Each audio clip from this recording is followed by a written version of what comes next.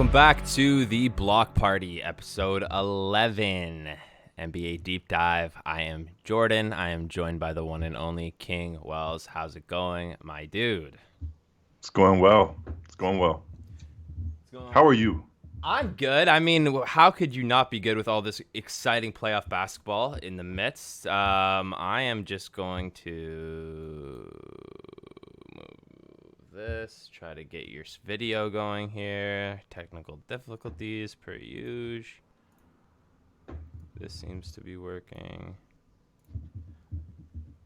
Are we just not gonna work today, video?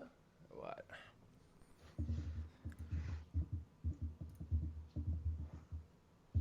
Okay, well, we might just have to roll today without video. I don't know what's going on. Why it's frozen in time and space. Got you pulled up here on my screen. Hopefully I'm not frozen in a weird position. Oh, you know what? I think it kinked out. Let's just kind of roll with this because I'm looking at my right screen and I see you moving, so we're probably just going to roll with this. Okay, Let's do it. Cool.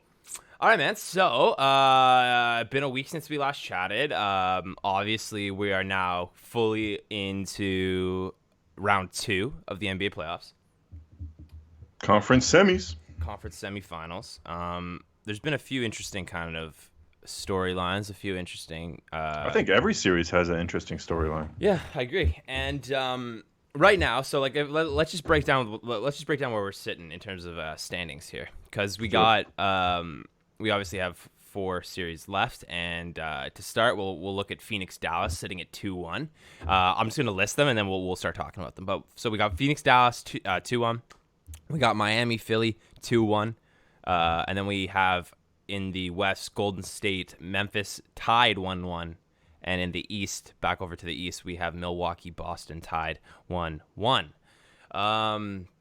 So, I mean, if just looking at these series as a whole, I mean, first thing that comes to my mind when I'm looking at all this, big picture here, is I could see, especially after that Philly-Miami game last night, I could see pretty much all of these series having the possibility of going to a Game 7. Now, I'm not saying they're all going to go to Game 7, but I could see this. I could see it being a possibility every single series that we're left with here going all the way to a Game 7. So I hear you. If we, I mean, let's just keep it as recent as we can. But Miami Philly last night, clearly Joel Embiid first 2 games out with that face injury, hand injury, concussion protocols, comes back last night. There's kind of these rumors going around that he's barely been able to look at his phone. You know, he I wouldn't say last night was an MVP type performance, but it definitely helped having him out there. James Harden obviously played really well, and then obviously second half Tyrese Maxey went absolutely bananas. How much confidence do you have if you're a Philadelphia fan after seeing what you saw last night? And obviously, my first 2 games was all Miami, but how confident are you that Philadelphia now kind of starts turning the wheels here and gets the momentum on their side? Do you think we could see them take next game? And is next game a must-win for them? I still feel like Miami should win this series. I do feel like Embiid playing last night, even though, like you said, it wasn't, stats-wise, it wasn't quite an MVP performance. But for me, it is kind of an MVP performance, because to play through pain and to come back like that when your team needs it, like, I think that's MVP stuff right there. So yeah, major props to Joel Embiid, definitely. Like, just him being out there, and I love the mind games, man, saying he's out. You know what I mean? Like, I could feel it when they're like, Joel Embiid's out the day before. Right. But he's just listed it out. But he might come, and like, he's playing. I knew it for sure. Yeah. It's just such a little mind game thing, but I love that stuff. I think, honestly, though, watching the game. Oh, the another thing I want to say before I even get into it is JJ Redick on commentary. Loved it. I watched ESPN as well, and I loved it. Yeah, couldn't agree more. I know you're going. I know you were going to say that. Unless you were going to say something bad about his commentary. I hate him. Yeah. No, he was great. He was great. Unreal. It's really nice to hear. I love when former players are on it, anyways. But yeah, no, he's just got really, really great insight, and obviously he's very well spoken. And he seems like a natural. Seems like he was meant to do Yeah, well, I think he's going to be there for the long haul. I think. Yeah, I think so. ESPN signed him to a multi-year deal, I think, too. There you I'm go. pretty sure. So yeah, he's probably going to be within that, within the regulars over at ESPN. Your Richard Jefferson and Cassidy Huthbert, I think your name is, and all the regulars. But yeah, couldn't agree more. And it's kind of funny too to think with JJ because he does his Old Man of the Three podcast, so that's where I've been seeing getting a lot of insight on him, or like kind of, I guess, keeping up with him. But it's funny to think that he was on Philly with Joel Embiid and Ben Simmons and Jimmy Butler, because he was on that team, right? I'm not off on that, am I? Oh yeah, he was on that. I think team, he's. Right? I can feel that he's still salty about the Raptors beating him. Every time he talks about Lowry, every time he talks about Toronto, yeah, you can just feel it. Yeah. He even referenced it last night, saying, that shot gives me, I don't know, PTSD or something. Did he say? Like flashbacks of one of the worst losses of my career, or something like that. Right.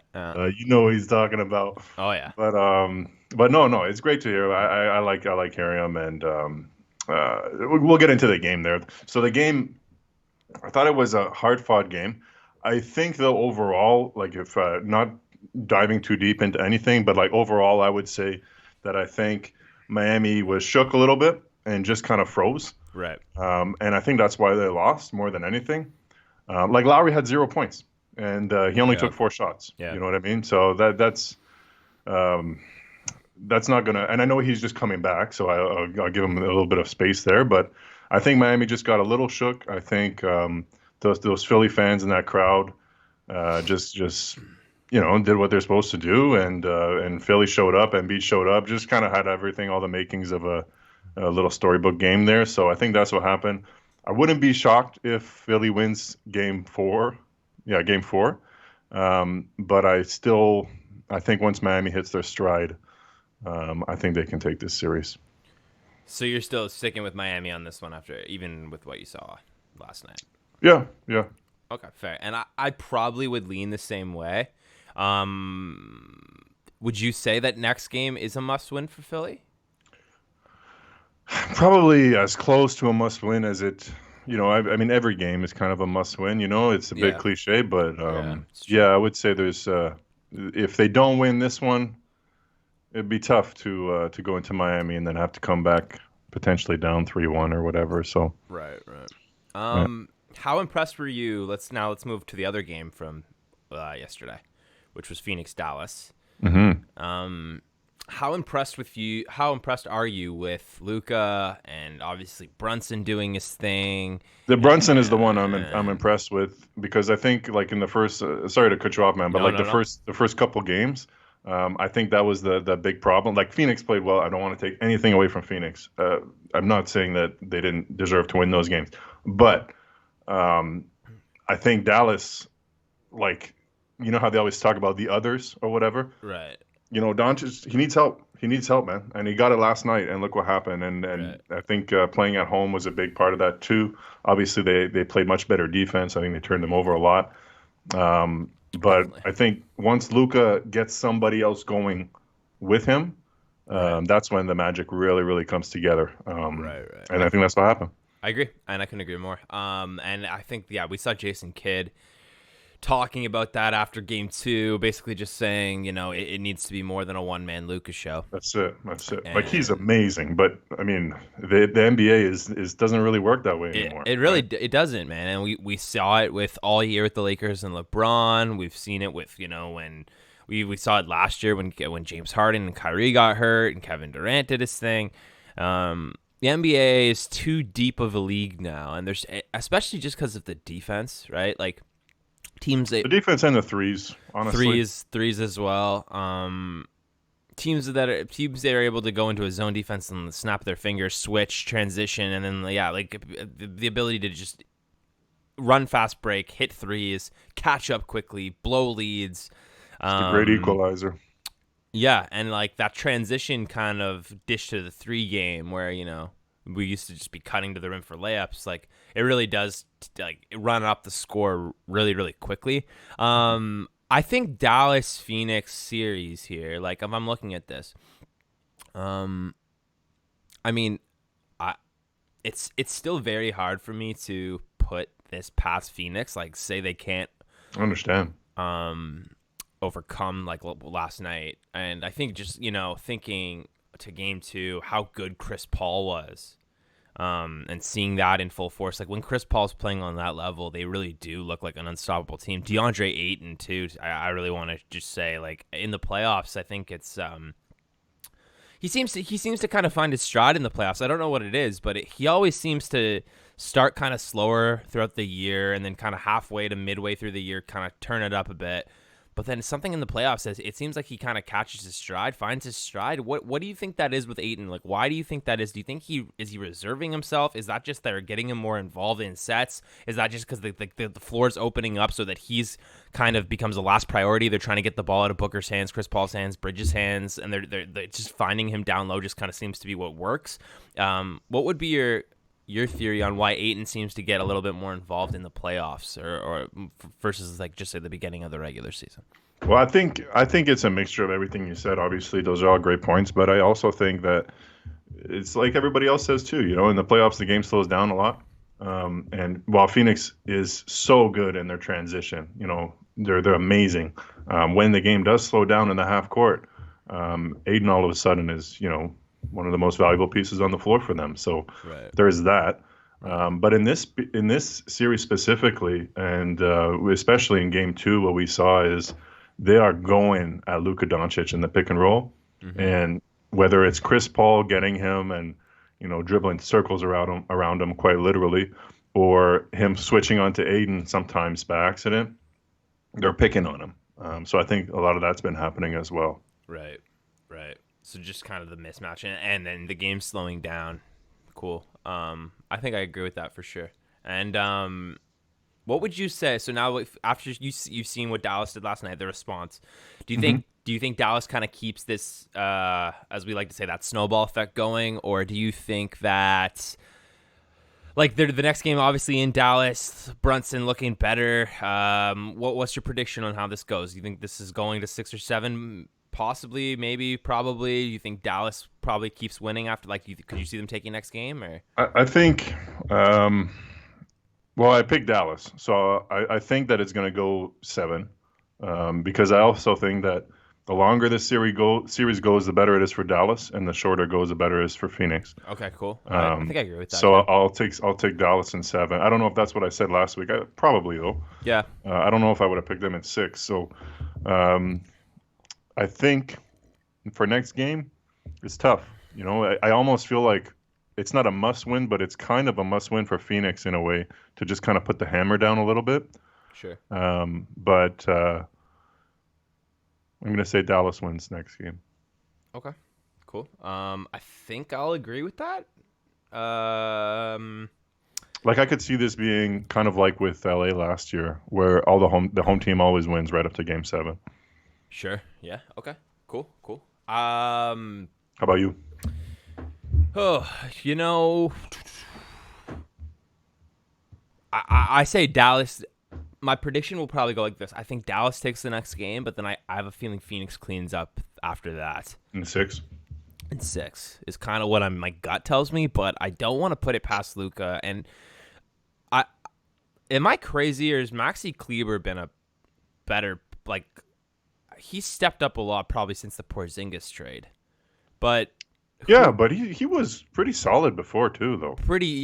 Like that's the thing. Like it's not like he was sitting on the bench. Yeah, no, and I even when Porzingis was there, maybe it's just more noticeable now that Porzingis is gone. Could be. But Reggie Bullock seems to be someone that Bullock. Yeah, Bullock. I think he's undervalued. Like I remember him just being on the Knicks. Was it 2 years ago when the Knicks were winning and they had the looking like old school playoff Knicks coming back? Reggie Bullock, like he was pretty consistent piece for them. Am I wrong on that? I think they were starting Reggie on that team, were they not? Reggie. Well, he's been a starter before for sure. Yeah, and well, I'm just trying to timeline it when they got Reggie. Was it last year they added him? Yeah, I think it was over the offseason. Okay. Because, I don't know, he hit a really big shot last night, and Just kind of one of those guys that flies under the radar but can hit big shots, play defense. He kind of Uh, stepped into that Tim Hardaway role. yeah, good Um, point. And it would be nice to have Tim Hardaway there too, because to have him and Reggie, I mean, yeah, it'd be nice for sure. nice targets. And he was that an ACL injury with Hardaway? I forget I what's. think it's something major, so yeah, that Yeah. makes sense. I'm not sure if it's ACL, but it's something major for sure. Out for the year kind of thing. Okay. Yeah, yeah, yeah. Cool. So yeah, I think we're probably both seeing this series extend. Dallas Phoenix. Like as much as I say, Phoenix in 6, I could be wrong on that. I know what Dallas is capable of. We saw it last night. They look scary, and I don't know, something about just Phoenix as a whole team to me. It's kind of where my confidence goes. Man, they're so deep. The role Yeah. players they have such good role players I mean, across the just board. guys like the Jay Crowders, the Cam Paynes, the Cam Johnsons, man, like all the way down the JaVale board. McGee. JaVale McGee coming to back up Aiton, like yeah, man. And then even just thinking, Mikal Bridges is like can heat up and give you 25 if he's feeling it. Jay Crowder looks unreal at times. Plays really great defense. Chris Paul, Devin Booker, Aiton, obviously. So Chris Paul, by the way, remember last time we were saying, he's not the best player on the team, but he's the most important. Yeah, Like when he's playing at the level that he played in like game 2, for example, looks he like, is the best player on the team, for man. sure. I love Devin Booker, but I know. man, I know. I agree with you. and JJ Redick was saying last night during the Philly game, and I think it's a crazy question, but it has to be asked. Like this is the best. I think this is the best I've seen Chris Paul, but he's 37. It's pretty wild. I mean, you know what? The only guy I can really compare it to that I can think of, it's crazy to say, but it's LeBron. Like it's like I don't know what it is about Chris Paul that what he's done. If getting his body right a few years ago, if it's just the IQ. I mean, look, It's everything. it's like obviously you can take examples like look at MJ, right? MJ as he got older kind of developed a more potent game, relied less on athleticism. So you see guys going, like we've seen guys do that before at high levels. MJ did it at a high level, as he got older. We obviously didn't get to see it as long, Oh, we didn't see it at 37. Right. But I mean, just kind of that same fundamental, like the way I guess their game ages, right? Like these guys have the ability to I mean, like, but what's weird about it with Chris Paul for me is like it doesn't look like he's lost a step, and like 37 years old. I mean, he looks. I agree. I think I have to agree with you. Like when he's playing at that level, it's just it's on He's it. running the show. Yeah, it's on it absolutely. Now, mind you, like he's had pretty unbelievable series before. I'm thinking back to some of his Clippers days. Obviously, you can go way back to the Pelicans. Hornets. Hornets, I should say. You can go, even to Houston, dealing with those hamstrings, things like that. But like, I agree with you, man. When he's locked in like that, he looks unstoppable, and just his ability to make the right pass, pull up and hit the mid range, hit the 3 when needed. I think I agree with you. Like, when he's playing at that level, he's probably the best player on this team. I mean, he definitely looks like it. That's for sure. Feels like it. Let's move to. So I actually haven't checked the schedule for today. I would assume these games are tonight. I think it's Milwaukee and Celtics around 3 or 3:30. Right. That's what I was gonna say. I know there was an afternoon game. I thought it was Boston, so I think it's 3:30 Milwaukee, and then tonight is Golden State Memphis. I would guess. It's got to be. So okay, let's get your prediction on this Milwaukee Boston series. Well, first of all, let me. What's your takeaway from what you've seen so far? Obviously, Milwaukee taking game 1, Boston taking game 2. Thoughts on the Middleton injury, how this comes into play now that we're moving kind of a little bit deeper into the series? Do you think we start to kind of feel the effects of that more? Do you think that how do you think Boston responded after that game 1? What are they doing differently now? And what's changed for them in terms of like how they're guarding Giannis, how they're thinking about this rotation? What's the keys for Boston to keep this going? Obviously, sans Middleton, which is a pretty big deal. And I stressed that beginning of the series. And it's very easy to forget after that game 1 about the Middleton thing. But game 2 comes around, and all of a sudden, it's a little bit more obvious. So what's some keys for Boston to keep this going? And what, on the other end, do you think Milwaukee needs to do, sans Middleton, to, kind of overcome that? Who needs to step up for Milwaukee? Without Middleton there? Everybody. Like Giannis can only do which is like, more than most mortal people can do. But Giannis can Yeah. only do what he can do. And game one, that was enough. But one thing that he did in game one was he was moving the ball a lot. Right. It wasn't necessarily like he was dominating on offense, but he's getting other people involved. And I think that's what needs to happen in Milwaukee to keep going. Like either it's Giannis scores 50 or, he's responsible for 50 points if you count in his assists, right? Like Right. that's what they need. That's what they need. And man, that's going to be tough, but I don't want to put it past Milwaukee. I know I picked the Celtics in this series, but it's a really tough test. But I think they're going. Like I think this is going to be a 7-game series. I don't know if I said that last week, but Yeah, I think this we is. both did. It feels like a war to me. Flipping over to the Celtics, honestly, stick to the game plan because why wouldn't you? I would just stick to what they're doing. I think eventually the idea is they're going to wear him down, him being Giannis. Right. And if they can do that, then the series is theirs. But I think it's going to be a long series. And who do you think takes tonight? Celtics. It's in Boston. It's in Boston, right? Yeah. Okay. That crowd's going to be.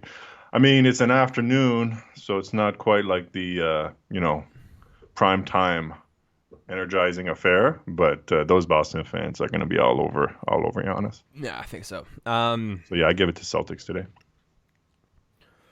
Do you think that? Okay, so Middleton, I don't think he's estimated to come back this series at all. I don't think so. Do you think the ruling out of this series is a little like still off? Like, is that optimistic? Like, I don't know. I've heard knee injury, Optimistic to rule him out? Well, like say he's out for this series. Like, are we looking at an even more prolonged absence? Is what I'm trying to get at. I would think. I think even if they go into the next round, I don't think it's guaranteed by any means that he comes back next round. Right. That's that's where I was kind of going with it. It's like, are they being are they just kind of showing like? Are they not trying to like reveal it? But like, is it to me? It seems probably more serious than just a 1-round kind of injury. So that's why I'm like, okay, I don't really know here. Oh, whoa! Are you yo? Hello?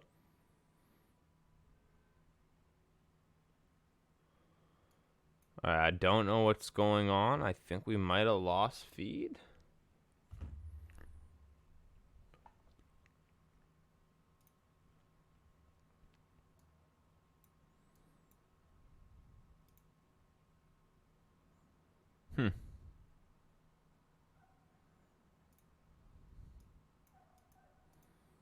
Oh, shit. All right, hang on, guys. I'm going to see if I can just call him back here.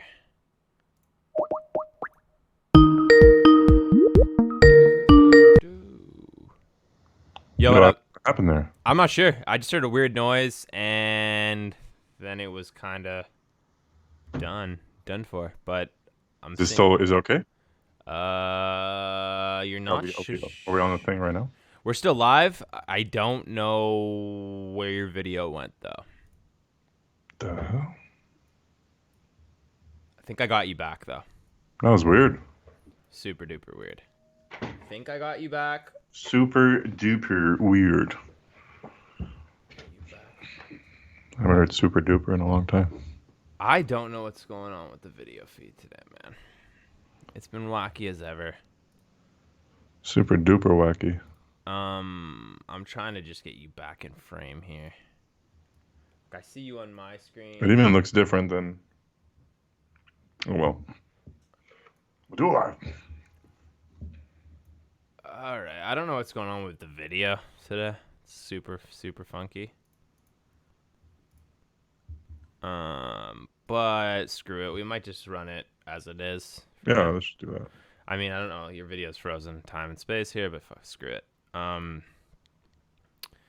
They know what I look like. Hopefully it kinks out. Okay, anyway, back to Boston, Milwaukee. I think we're in agreement here that probably Boston today, but we see this probably going 7 games.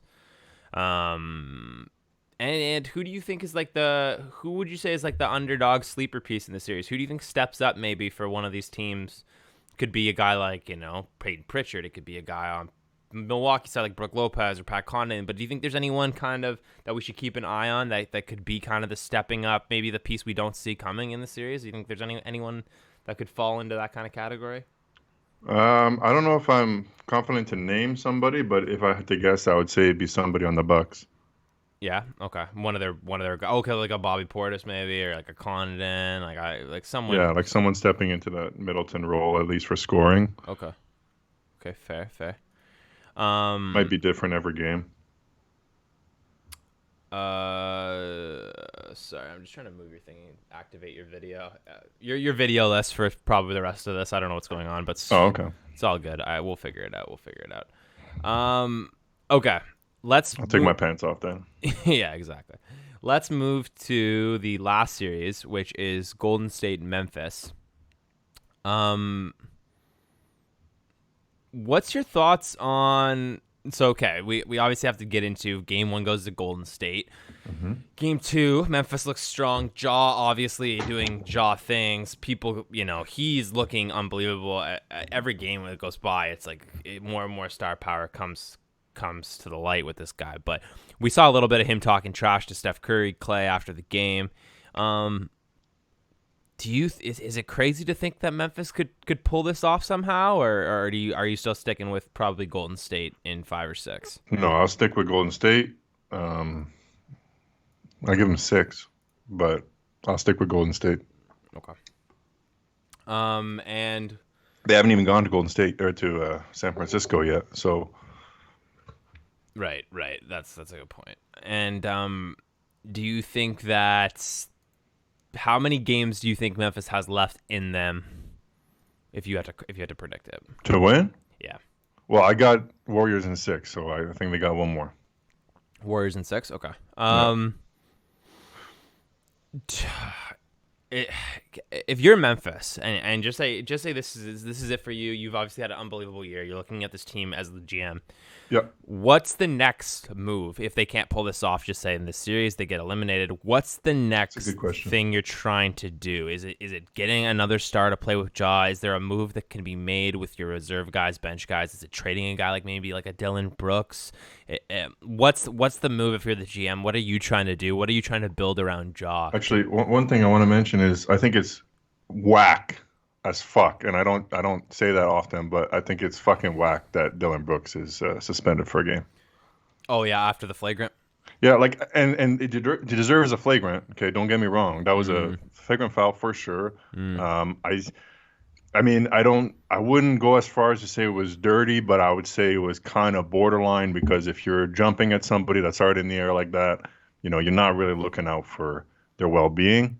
Right. But also, he's probably I don't not wanna call him trying a dirty to player. hurt him. Like I think he was going for the ball. You know what I mean? So like He was just playing hard defense. Yeah, you know what I that's the mean. Like thing. I that's what I think. And he got kicked out of the game, whatever. But to suspend him for another game, yeah, kind of. I think that's way too much. I think that it's like a reaction to the flagrant 2, I guess, that they gave Draymond Green, which shouldn't have been a flagrant 2 either. Like by no means. Right. And then you saw the Jay Crowder one. Yeah, which was just a flagrant 1. Right. Like that was way more of a flagrant 2. But Right.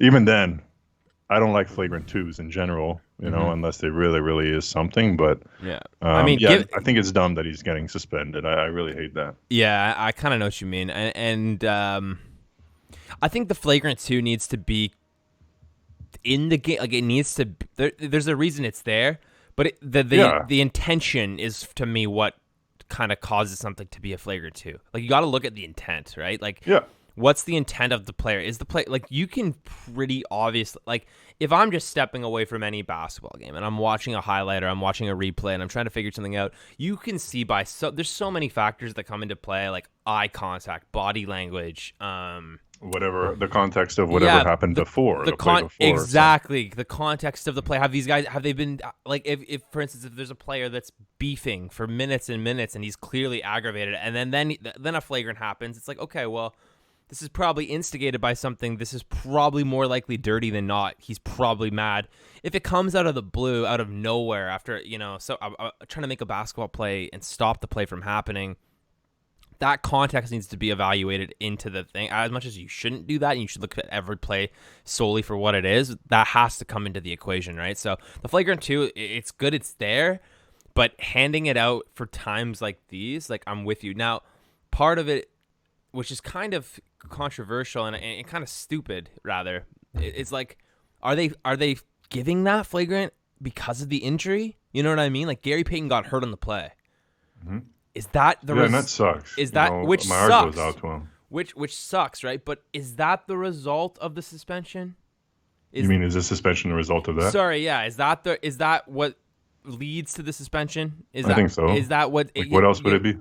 That's to me. It's the only new information that came through from them giving the flagrant 2 and them giving the suspension. The only thing that changed is that Gary Payton was officially injured. Right. So that's, to me, that's like a poor way of determining if it's a flagrant 2 or if there should be a suspension. Like the suspension should come as a result of this guy had ill intent. He was trying to hurt Gary Payton. That's when you hand out the suspension, flagrant 2, blah blah blah.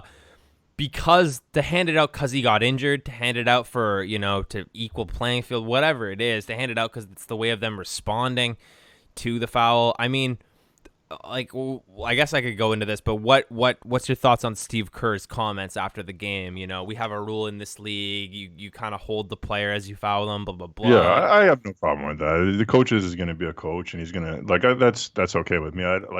Coach has, they got to say stuff like that. They have to, and I'm not saying he doesn't believe what he's saying, but it's just, that's the right thing. As a coach, you got to stand up for your players. I've got no problem with that. The thing I'm worried about with this suspension is that I think the refs are digging themselves a hole a little bit. And it started with the Draymond Green flagrant 2, because now it just seems like they're reviewing, and not just in this series, but they're reviewing everything. And again, not necessarily that they shouldn't be, but it's just they're digging themselves a hole because now they absolutely have to call everything, and they have to call it kind of along the lines of what they've been calling the last plays. So if someone's going to get suspended for something like that, I mean, it's not crazy that something like that, a play like that, happens again in this series or another one, and that means they're going to suspend that player too. Right. And that's what worries me. That's what I don't like, and that's why I have a big problem with. But I know at the end of the day, they're trying to protect the players, which is the right thing. I just feel like they can do this a little smoother, a little better. Yeah, less reaction. You know what I mean? Right. I think right. And I think you touched on a good point with the continuity thing. Like, if now something else along the it wouldn't even just be the series. Like, it would be any of the series. If we see something similar happen, like a play like that, like how does the NBA react? And are they reacting based on what they've already done? Like, are they gonna, if just say we see a hard foul on Jimmy Butler in Game 4? And then he goes down, gets kind of hurt or something. Or Embiid, right? When Embiid is like kind of the prime candidate right now, just because of the way he flails too. Right, it's just probably a better example. Like, are we going to get a harsh reaction from the NBA? Are we going to get I wouldn't be shocked. Are we going to get something to say? Well, because then you're going to have people on the other side being like, well, let's look at what happened to Gary Payton with Dylan Brooks. Like, that was much worse, or that was not even as bad as this, and you gave that a flagrant and a suspension, blah, blah, blah. So then you have that to lean on, and I agree with you. Like, the continuity then comes into question of the NBA, and then they're put in this position of like, well, we called it this way for this series.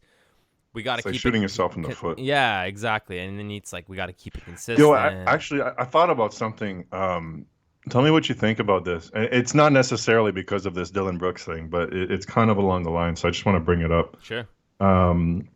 You know how they used to fine you for flopping? Yeah.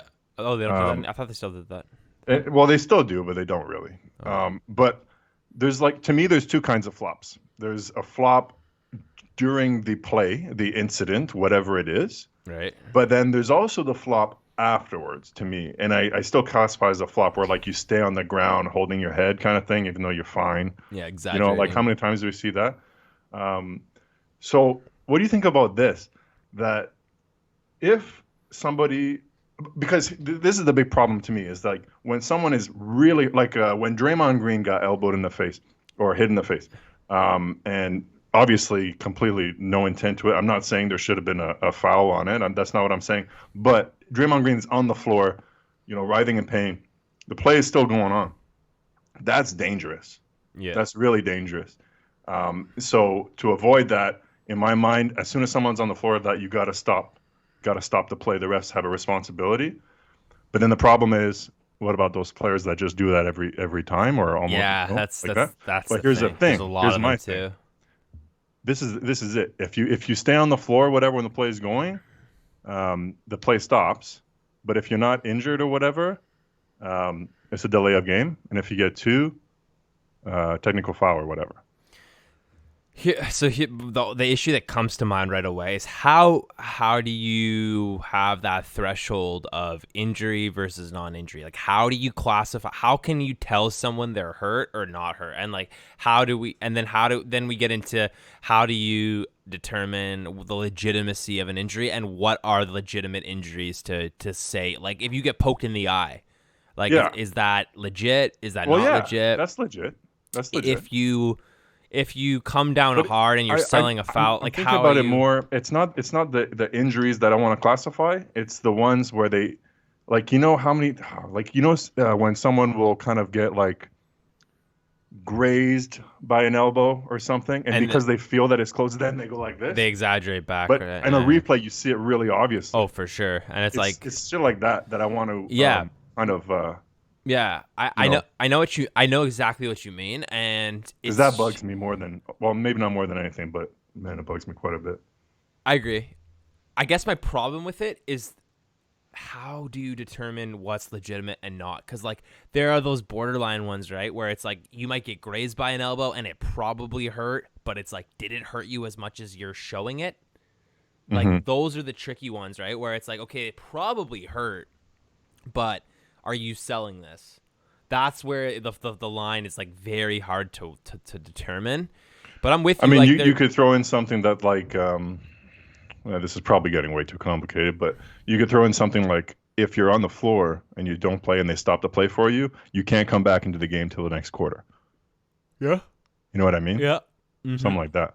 But Like then the free throw rule, right? If you can't hit your free throw, you can't come back in the game. But then what if it's like you get hurt, it's the fourth quarter, you're down because you need time because you legit just got socked in the face, but then you just need a second to like, okay, but you're like on the ground in pain and you're like, holy shit, I just got whacked in the head, bro. But then it's like, I don't want to leave the game, but I need a second. Like that's that. Then like, how do you determine that? Like there's just a few things where I'm like, it's just hard to like, who's making that final call on the legitimacy of the injury, and is it gonna have to come down to instant replay? Like I how feel do like you, it should be the player.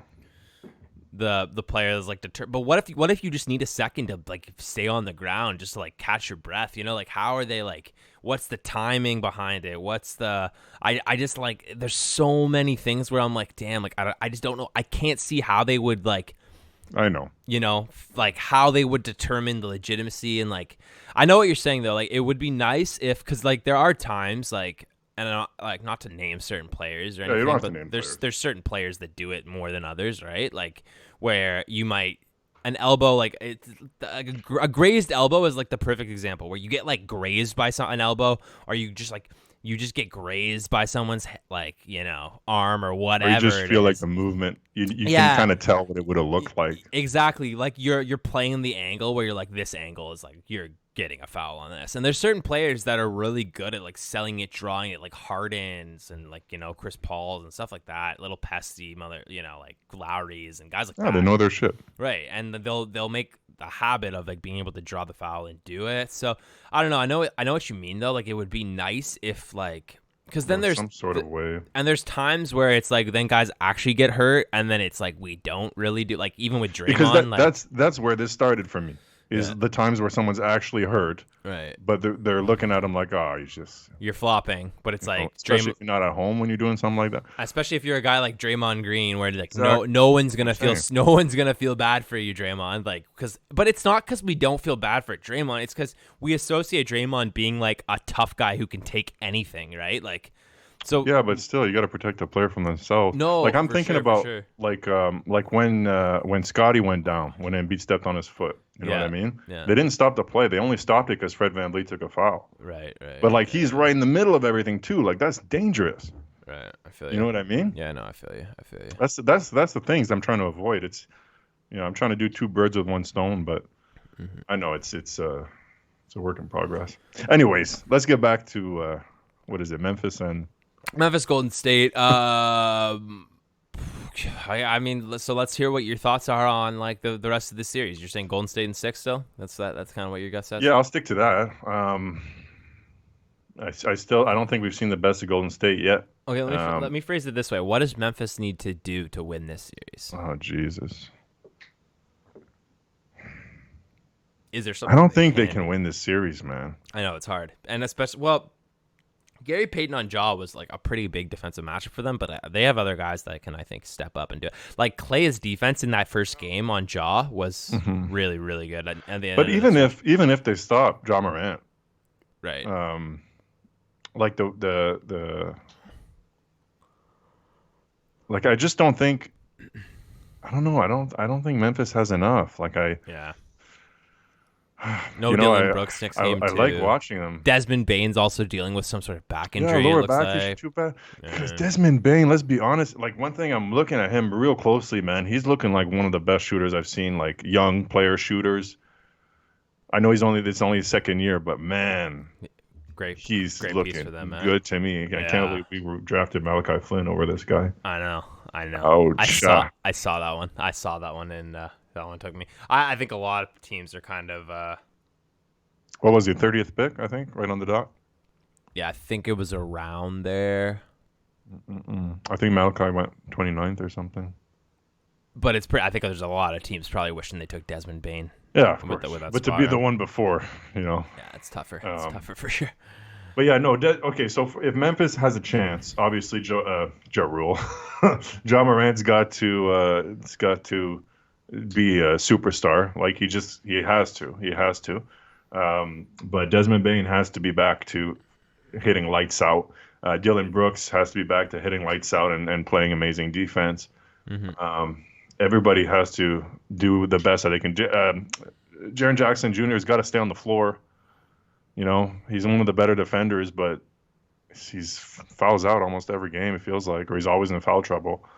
I know he's young, so I'm not going to put too much on him, and he's playing against Draymond Green now, so it's not easy, but like that's what would have to happen for them to have a chance in this series. I'm not saying I don't think they have any chance. I just, this is the Warriors. They've been here how many millions of times? Like right. And they don't look like they've missed a beat. And they have Jordan Poole and Wiggins. Jordan Poole, oh my goodness. Yeah, Jordan Poole. They got a mini Steph. That's pretty crazy. Not even a mini Steph, a bigger Steph.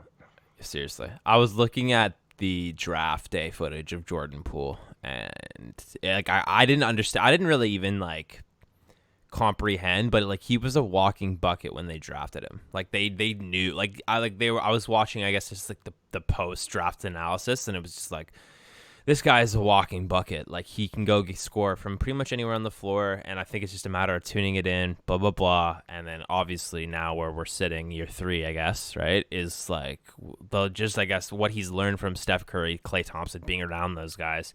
Probably more Steph than Klay, just because he is the kind of guy who can go creates his own shot. Well, and Klay's been injured too. But then you got to also think like Andrew Wiggins is a capable player who was a first overall pick when he came into the league. He's athletically just gifted. He can hit the three. He can hit mid-range shots. He can play defense a lot better than he used to be able to, and he's always been a capable defender, but probably more on the underrated side of being a defender now. Like they are so deep, all the way down the board, and they have scoring all the way down the board. They have defense all the way down the board. I guess the one place they really do struggle probably the most would be versus maybe a conventional big. I mean, maybe, but Draymond Green truly does a fantastic job on big men. For sure. Just say like we get a Philly Golden State final or something like that. Like, sure. How confident are you that Draymond can lock a guy up like Embiid? I mean, I think that Draymond would tell you too. I don't think his mission would be to. I mean, if he locks him up, that's great, but I don't think that's completely realistic to think you can do that for a whole series. Right. But I think Draymond can kind of get into his head, get him out of his spots, force him to do certain things he does not want to do. That's a good point. I think getting him out of it. Draymond is so smart. Getting him out of his spots so strong. Is something that he does very well, and then forcing him to react in certain ways that he's not used to. Box him out, keep him off the glass. Right. And just annoy him. Be like, just annoy the shit out of him. Be a exactly. pest, really, right? Yeah, no, I agree with you. But wouldn't it be nice if they did have Wiseman though a little bit? Well, that's what I was gonna say. It's like I think that's like this is all the justification behind the Wiseman pick from last year, 2 years ago, was that that's clearly the spot they needed to fill. It's not like they needed. He's injured, right? He's not just not playing because he's out of the rotation. Like he's got something, right? I'm pretty sure it's the knee still. Yeah, it's not a great sign, but he's still young. He's still young. Like he was playing in the G League and he looked good. That's why I'm like a little shook. Like maybe it was a re-aggravation or something, but it'd be nice to see him in this rotation. Like it'd be such good experience for him. Yeah, and it seems like such a proper fit. I mean, could you imagine if they had LaMelo on this team though? I feel like Jordan Poole probably wouldn't have happened if they had LaMelo. You know what I mean? I would have to agree, and probably at the same time on the other side of that, I don't even know if LaMelo gets to where LaMelo is right now as quick. Like just being in that position with how deep they are. Like I still think LaMelo would Charlotte's be good. probably was better for him to go there. Yeah, but I think in a weird way. Yeah, I think his growth was a lot better in Charlotte. I think he got to kind of get his own team, find his own team, find his own role, find his own spot, become the guy. Because he had kind of started, like, maybe not from scratch, but like he wasn't starting when he was in Charlotte, right? No, like he had to work his way up to it. Came off the bench behind dues, Devontae Graham, and then it was like a few weeks in where they kind of realized, like, okay, well, we got to start him. He's clearly that guy. But I think it was like, I would have probably said you see a lot slower development out of LaMelo Ball.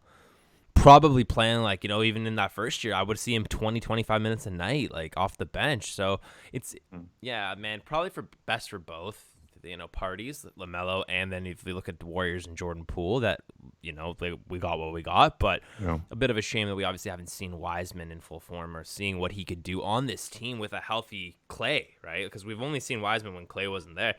True. We've never actually seen the full rotation with Wiseman at the 5. So, but clearly next year. Clearly they like to run Draymond at the 5, I guess, right? And then they go death lineup. Right, with Poole, Curry, Clay, Draymond, and Wiggins at the 4. Is Wiggins at the 4 in that lineup? I think he is, eh? I think usually, but yeah. I think that would be the new death lineup. Or there's a name for it now. I forget what it is. Yeah, right. But anyways, that lineup they run, right? Which is it's kind of like a throwback to when they used to run the Iguodala line, right? Like and they still have Iguodala. Right. But I think Otto Porter is even a nicer piece to throw in there. Too. Yeah, agreed. He's so versatile. Porter's bigger than like he looks, I guess, or like you'd think he'd be. He's so long. Pretty long, big body, yeah. He's nice to have out there, defensively pretty smart. And he used to be, Porter used to be like, he still obviously can shoot, but You're talking about the Wizards days. Yeah, Wizards days. He used to be an efficient shooter. Like he was like the 3rd pick in the draft, I think. Was he that high? Yeah. Wow. Okay. Maybe 4th. Yeah. And they obviously had a bit of a salary issue with him signing to that big deal, and it was hard to move him. And where did he go? Chicago for a while and dealt with injury, I think. Kind of all. Yeah, that sounds right. But yeah, good piece for them. They have a lot of pieces, man. Like the Warriors to me are like, still I think they're good, man. They're really good. Oh yeah, and they're still the team to watch. I mean, any new predictions on? So like, if you had to call the finals right now, like next round, if Dallas gets by Phoenix, just say Golden State beats Memphis. I hope so, man. I want to see Warriors in Dallas so bad. Yeah, that'd be fun. Warriors in Phoenix would be nice too. Don't get me wrong, but man, I want to see that. Yeah. I think that'd be a lot of fun. Oh shit, that would be fun. I would go with the Warriors in that one, but even then, like if Dallas gets by the Suns, how can you start betting against them? You know what I mean? I know.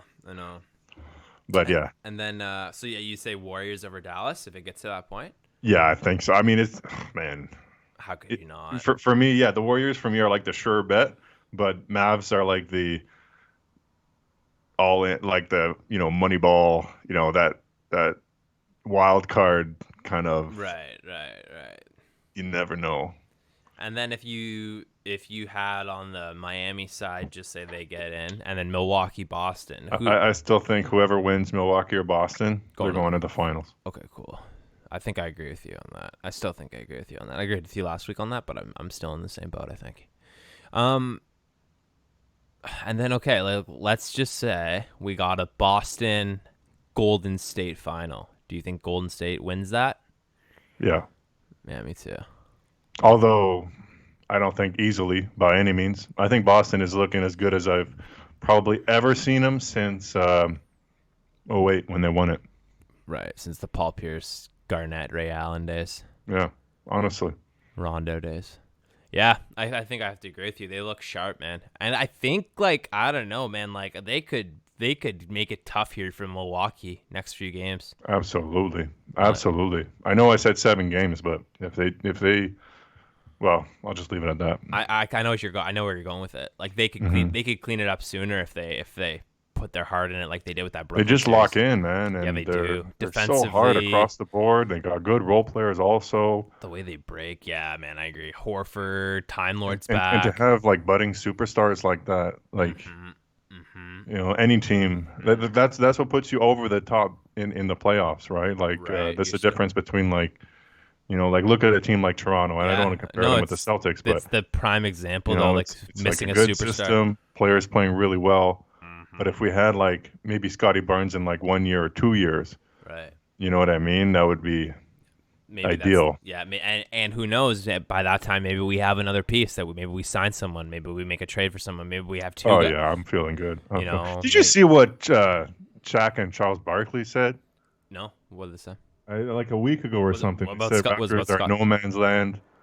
Don't know where this team's going. They're on a treadmill. Really? They said that? Yeah, I'm a little man. a little I just surprised. couldn't believe it. Like I was like I Charles feel Charles too. Charles too. Charles too. Wow. He Huh. usually sticks up for us, but like, Uh, and I know like we just got beat by the Sixers. Like, trust me, I get it. I understand, but I mean, I don't think I'm I being a homer when I say like I am very, guess. very optimistic about the Raptors' future. I love where we are. I I I think it's I kind don't, I of. don't think I'm missing anything there. Let me put it this way. I think if you were to look at the outcome of the Celtics Nets series and the Raptors Miami and the Raptors Philly series, I think if you were Hmm. just to look at at like what the series like at the how the series went, like the total games, like the 3-2 versus 4-0. I think if you were to tell a lot of people that it was the other way around, like Toronto lost 4-0 and Brooklyn lost, just say 3-2 or 4-2, sorry. Hmm.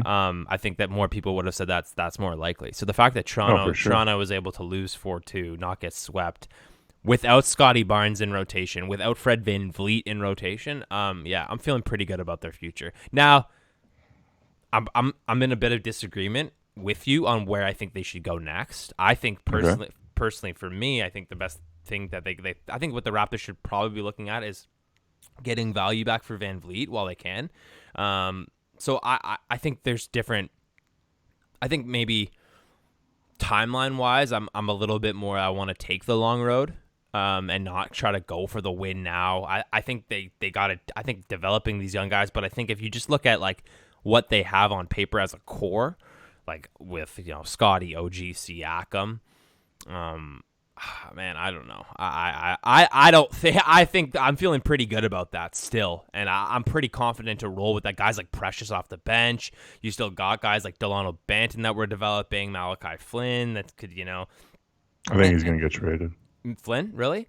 Yeah. I see. That's where I'm waiting to see. I want to see what they do with Van Vliet. I want to see if they keep Van Vliet. I want to see if I don't know what their plan is, but to me, if they do trade Van Vliet, I think Malachi Flynn then like becomes very valuable to you because you have a player that he's not Fred Van Vliet, but it's like you have a guy that Red Van Vliet yeah is what Lowry used to call him. but you have a guy that can like hopefully maybe one day turn into maybe even just a shell of that. But like if you can get a similar kind of style player, like he can scrappy little defender who can hit the three and run a bit of playmaking, and then who knows? Obviously we'd want to get something back for Van Vliet if we moved him, but it's like you have that possibility. And I don't know, to me, I just from the seeing where this team is and like guys like just developing like Precious and I don't know what they'll probably do with Boucher here. I think Boucher's a I free think you're agent, gonna right? resign him. Yeah, so hopefully you can re-sign guys like We got his that. bird rights. Thad And, Young's probably coming back too. If I yeah, see and it. hopefully Thad Young, and like I don't know, I'm pretty optimistic about the Raptors' future, and I think just like even just knowing we have Scotty Barnes for the long haul is like something Oh, to be very confident, and I wouldn't be worried. well, Um, think of it this way: before this season, a lot of people would have said, like the way we're talking about Scotty Barnes and we're all hyped about Scotty, people would have been talking about OG, saying he's the next one. You for know what I sure. mean? Yeah, And yeah. like OG's not, he hasn't gone anywhere.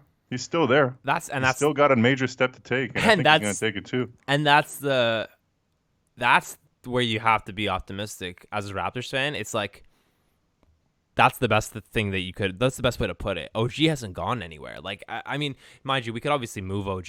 Like if that's the move that needs to be made. So If if we're that's going what for if we're like win it's like a now, Kawhi trade, like a right? superstar. That's what I'm saying. Like if Masai's like this is the win now move we need. But it's like if we I don't think that move is available though. No, I don't either, and I honestly I'm really cool with developing OG and Scotty Me together. too, I'm man. really cool with it. Like to me, I don't see that as like a clashing thing. Like I really don't, and I don't think you can. It's kind of just like one of those guys where you can never have enough of it. You know what I Yeah, mean? well, Like Masai said in his conference, he was like, if we could get 15 OG Ananobis, we would. exactly, because it's like you have. It's so versatile at that point, and you like like we talk about Scotty being able to guard 1 through 5, but when we drafted OG, like that was kind of the idea as well. It was like a guy who can switch onto bigs. Oh, and he has guarded 1 through 5. OG has. Yeah, exactly. So He's just that on offense, he can't play every position, but sure. on Scotty. defense, absolutely. Yeah, Absolutely. exactly. And I think it's cool to like think of the possibility of those two blooming together and learning together and flourishing together. I don't know. I have a little bit of a. It's not like it's all love for Fred VanVleet. Guy won us a title. He's an all-star. I just think timeline wise, if the move makes sense, like it's something worth exploring. But it's not like I'm saying go trade Freddie for. But you wouldn't say that about Pascal? I think you have to, but I value Pascal more than I value VanVleet. Even though the contracts, like obviously Pascal's a bigger contract, and at times it probably is like where Pascal can obviously look like a shell of himself and disappear. But I think if I'm just looking at the player as a like who I value as a player more, I would say if I could only keep one, even if it means keeping Pascal's big contract, I would say I would value keeping Siakam long haul over VanVleet. That's just me though, and the way I see the Raptors and how they're built. I just love. Something about something about something about OG, Pascal, and Scotty together as a kind of as a trifecta, I think really works. And I think if you Three-headed monster. Yeah, and I think if you add on paper, VanVleet is the perfect fit. But then I go, man, if we could add a guy that is like a little bit bigger, like can hit the three, play the same game. Maybe he doesn't even have to be as crafty as VanVleet, but maybe just a little bit more capable in terms of like size and guarding. Like we could get really scary at that point. And I'm not saying VanVleet is not a good defender and doesn't play 2 inches above his height or anything like that. I just think, fit wise, timeline wise, if the trade's there, it could be worth exploring. And I'd probably go that route versus trading Siakam. That's just kind of my approach on how I would do it and how I look at the Raptors and like what I value. I value the kind of that three-headed monster, that OG, Siakam, Scotty. I just think you gotta roll with that because it's scary, and I don't think we've even seen that even close to full form. Because guys like I think Siakam's probably at the top of his mountain, probably peaking a bit, but I think OG and Scotty especially, obviously, are still kind of finding, especially offensively with OG. They're still finding elements to their game that we haven't seen. So I think when you start thinking of like the Jaylen Brown evolution, evolving with Tatum, and can that work? People asking that question, and then now we're like, of course it can. I think it's very similar with like an OG Scotty thing, where it's like you just got to give it some years to develop, and it could turn into something really scary, especially when you build up the chemistry playing together, playoff experience, yada yada yada.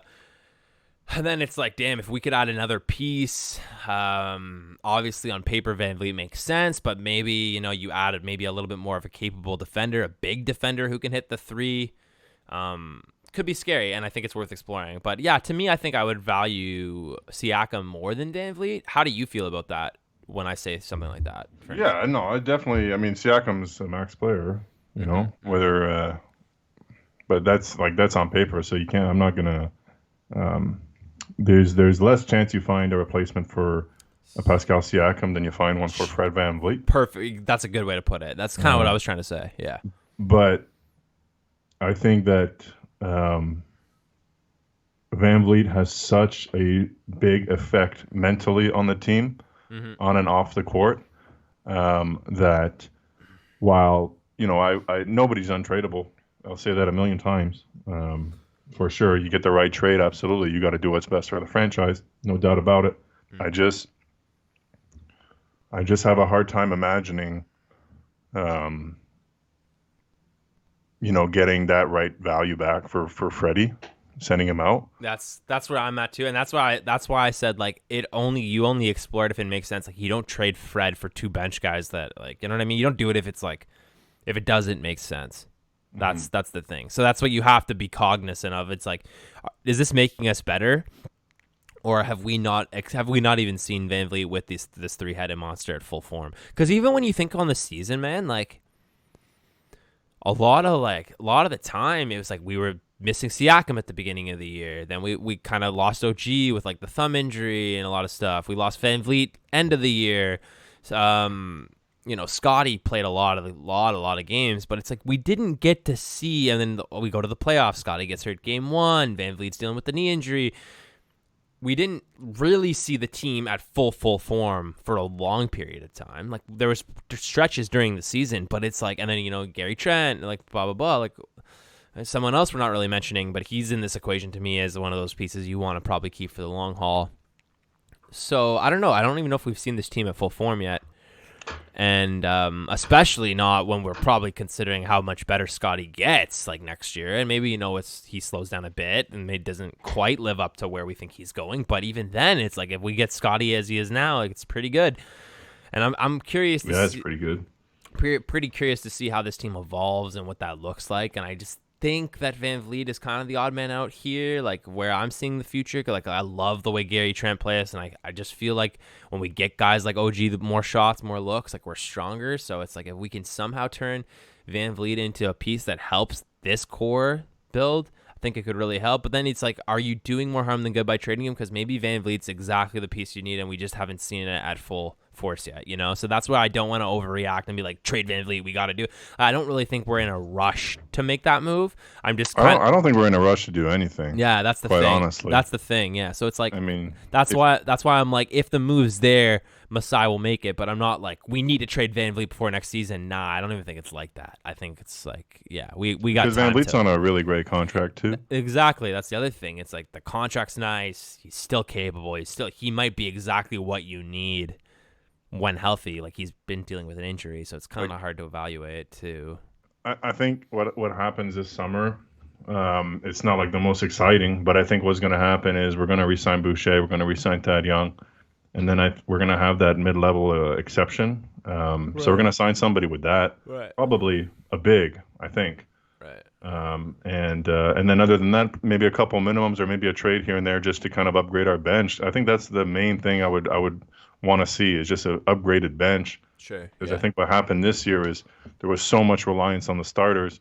They were clearly the best players on the team, and clearly we wanted to win and get into the playoffs, so that's why it happened. I'm not arguing that. But look at all the pressure. Look what happens is Fred is kind of burnt out going into the playoffs. So if we had some more role players coming off the bench, take some of that pressure off him and the rest of the starters, I think that's – I want to see that team. And then I want to make a judgment call. For sure. Okay, last talking point I have here before we close. It's something that's come up in discussion. I saw JJ Redick talking about it. I've seen it on ESPN the last few days, and it kind of ties into like what we're saying now. It's like trade. Can you make this trade? Is it best for the team? What's best for the team? And I'm curious on your thoughts, but I do want to just talk about the Los Angeles Lakers, LeBron James. There's been some. I thought we were going to go a whole podcast without talking about LeBron. No, it's impossible. So there's been two rumors I wanted to discuss. So the first one being that a possible Kyrie, I think Perk said this, Kyrie Perkins, so take it with a bit of a grain of salt. But what do you think of the idea of an Anthony Davis-Kyrie trade is my first question. And my second question is, what do you think of the Lakers possibly exploring a LeBron James trade? And could that possibly help LeBron at this point of his career? And my real question behind that question is, what team... Obviously, it's very unlikely to probably happen. I don't think it will happen. But if it did happen, I'm curious on what team you think is the team that would make that move, and who would be what team would be the best team to make that move? For LeBron? Yeah, for LeBron. Well, that question is it's like complicated but extremely simple at the same time because it's where would LeBron want to go? Because they're not going to trade him somewhere Without his blessing or that he doesn't want to go. right. So I would say it's going to be a team like a Golden State, for example, Sure. or like Miami, maybe. yeah, maybe Miami, um, but something like that, you Mm-hmm. know. Mm-hmm. No, I feel you. But yeah, I don't see that happening. No, so okay. Like, let's get back to the first part of the question. Kyrie Anthony Davis. Do you think there's any possibility behind that? Is that a smart trade for the I Lakers? Is I that? don't know. Like maybe I'm missing the bus here, but I don't really like that trade for the Lakers, to be honest. Mm-hmm. Mm-hmm. Mm-hmm. I think it's just behind the idea behind it is like availability, but then I'm like, is Kyrie really that available? And then it's also like Well, getting at you a their scorer. best, I think I'd rather with LeBron. I get Kyrie is amazing, and they won a chip together. I get that. Mm-hmm. Um, but I think like as a basketball recipe, I like Anthony Davis and LeBron playing, obviously, Right. um, more than I like Kyrie and LeBron. Mm-hmm. But I might be wrong. I might be wrong about that. Mm-hmm. And then what do you think on the Brooklyn end, AD and KD? Like, that's pretty scary to think about. Yeah, So like I could see AD, why. KG, and Ben Simmons. Yeah, so I could see why. Yeah, seriously. I could see why the Brooklyn Nets. Well, we should probably mention Ben Simmons did have back surgery 2 Yo, days do you ago. think this guy's ever gonna play again? I think he will. I think like I don't know. I'm feeling a little bit bad about being so critical on him. I Why? I mean, the guy had back surgery 2 days ago. Yeah, So it's like, damn, he was clearly actually dealing with an injury if he had a surgery. Like, it's a pretty minimal surgery. it's just like, do you think he would go through that to sell it? Do you think like there's Yes, really, yeah? I don't think that's what he's doing. I don't think he's lying. All right, Yeah. but it just doesn't seem like he's. Yeah, I know. I don't want to say he doesn't want to play, but I just don't see any like fire to Trying want to to play and play, like want to speaking prove on it. anybody wrong or want to, Mm-hmm. like how many opportunities would he have had this year? Like once you haven't played all year, it boggles my mind how he gets traded and he's not ready to play. Mm-hmm. Like you're getting paid, like I know they took his money, whatever, but like you're still a millionaire. Mm-hmm. You're not taking care of yourself. You're not, Mm-hmm. like taking care. Like that's what I don't Mm-hmm. understand. And you look at a guy like Victor Oladipo, Yeah. who has been humbled Shout out way more than Oladipo, Ben by the way. Simmons was. Shout out Oladipo, by the way. And look at him, like I know he's not posting superstar numbers, but Nah, he but was ready, yeah, and right? And now he's playing. that's my fucking boy right Come there on, too, man. I'm so happy for him. like that's a huge, but it's a similar. It could have, Mm-hmm. No, I just feel saying, you. it could have I been a feel you. little bit more similar than it is. Feel you. Um, But but Oladipo, yeah, you can just see it in the way Oladipo plays, man. It's like that guy just wants to be out there playing. You know what I mean? That's it's so that's and I don't it. see that with Ben Simmons. No, I don't see that. I know what you And mean. and like I don't want to be like this Ben Simmons hater, but there have been, if you look at like his draft notes, Mm-hmm. Jonathan Givony, right? Draft Express. Yeah. Look at his draft notes for Ben Simmons. Mm. He literally writes that he doesn't know if this guy has like passion or something along those Yeah, I lines. saw that.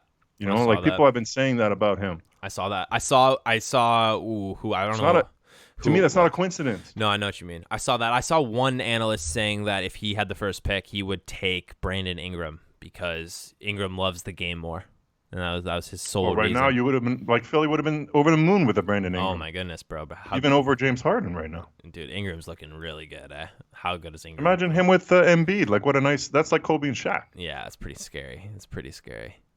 I mean, hey, on the flip side, Lakers did trade Ingram. They traded Lonzo. They traded D'Lo. So it's like hindsight 2020. But I know what you're saying. Like there's clearly a lack of passion for the way Ben Simmons is. Like even though the lack of effort. But then I'm like, well, he had back surgery. I don't know. I'm not counting him out fully, but I'm not like impressed. I'm not excited. So for you, the back surgery is makes it more legit. Everything I think that has happened to him that he's done this year. Well, it just it gives me I guess just as a human being, I'm a little bit set back where I'm like, maybe I'm being a little harsh. Like if like I think we Like why didn't he have this back surgery 6 months ago? Well, that's the thing, right? It's like that's what I don't know, and maybe he planned on trying to be available, and he just couldn't. Maybe the pressure with that just like got in his head. Like I don't know what it I think was, that happened. I think the pressure got in his head. and I I think think there. so too, and I feel for him, but I feel for him only to a certain extent because he literally put himself in that position. Yeah, no, I feel you. I feel you. So you can't be angry at it. Like you hide from the world, it's going to show up at your front door. You know what I mean? Yeah, That's what's happening to him. especially when you're in a league as popular as the NBA, like Or in a market like New York. right, or if and to pull what you did in Philly too doesn't help the situation. Like if Ben Simmons was like, look, I'm not happy with what happened, blah blah blah. I'm dealing with this injury coming into next season. That's why I'm not playing. I'm coming to practice. I would have been understandable. Yeah, right. If he was out the whole year because of the injury from the get go, and he was like not playing, and then even if people were like, "Oh, you're not playing because of you don't like Philly," but if he was showing up and be like, "No, look, I'm showing up. I'm here. I'm still on this team." That was the narrative, and then he's still dealing with this injury. I think there's a lot more sympathy for him, but I think it's just the way he handled things. And then even if it's like, okay, there is a legitimate injury, but now you've like cried wolf, not exactly cried wolf, but it looks like kind of that situation where it's like you just put yourself in this weird box. It's like that's where a lot of the hate comes from. It's hard for me to see this and not see somebody that is just trying to get that, like trying hard to get that 20 million back or whatever that he's contesting with the league. And then I don't want I don't want to start talking about people and their money and whether they deserve it or not. That's not where I'm going with this. It's just just looking at it blank slate. Right. I know what you mean. It just doesn't look great. It doesn't look like somebody I would want to play with. Yeah, or have on my team or trade have for. my back. Yeah, I know. I feel you. I feel you for sure.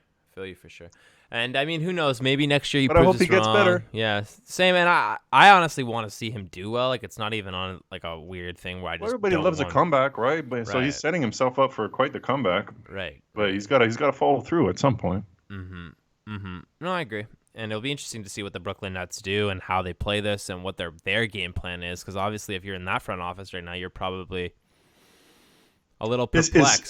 Seth Curry, they got him next year too, right? I don't know what the deal with that is. I was trying to figure that out too. If he's done next year, because that's a piece they should. He's a free agent. I think he's on a great contract for like one more year. If that's the case, like that's dude. Yeah, it was nice to get him in the trade. Like that trade was like even with Ben Simmons, with that, it was kind of a nice trade for Brooklyn. Yeah, to get. I like the Curry acquisition a lot too. Yeah, in the picks. Yeah, and Drummond. It was cool. I saw Seth Curry's been at the Philly games watching because I saw that. I guess if they win, he technically gets a ring, right? Because he was part of that. He helped them first 3/4 of the year, so I guess he's kind of there just showing support. But kind of cool. I thought it was kind of cool. But I always liked Seth, man. I always thought Seth was like one of those pieces that like it's kind of a shame he's Steph's brother because it's like if he wasn't Steph's brother, I think there'd be a lot more love for him. Like I think we'd have I think it would be like, oh, this guy's really good, But it because obviously he's always going to be compared to Steph. It's like obviously going to be underwhelming. But I think if you just looked at him as a player by himself, it's like, wow, dude, the guy can shoot. Like he shoots like 45% from three. Like, like I think he's carved out enough to say like he's his own player and all that. Like I wouldn't. And I think I don't compare him to his brother. I'm just saying naturally that's what people will do and always will do. Like if but it's maybe like, someone that doesn't watch the game. Really. Right. But I think if you're like a fan of the NBA, like how good he is, kind of thing. Yeah. And he's earned that respect for sure. He's a killer. Yeah.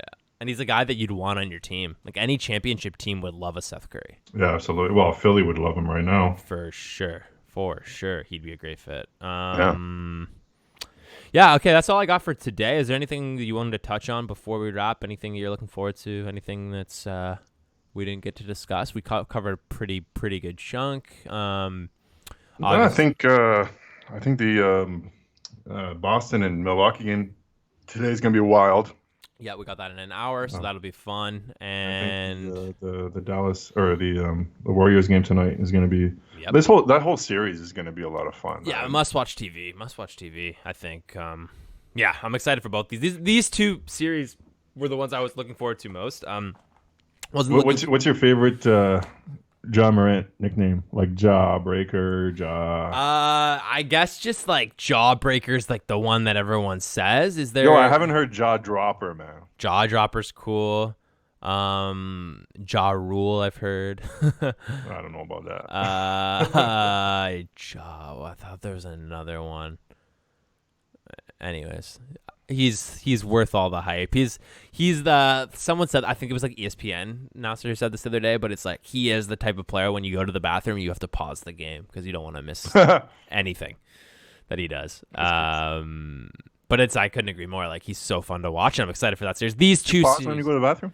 well, I don't personally do it because I'm just like screw it. I like to keep it live, but it's kind I of think me too, but I think I would pause if it was like fourth quarter something. right, You know? right. And But I probably just hold it, honestly. yeah, exactly. Probably worth the wait. Well, I'll piss my pants if I need to. But I don't like pausing live, especially because I watch League Pass, and I know you do too. So it's Feels like, weird. yeah, I like being live with it. I like knowing I'm live. I don't like watching something, and if I do delay it, like I'll do our old trick where we'll delay it and then we'll catch up at halftime and then finish it live because you got to finish the game live. I think that's key.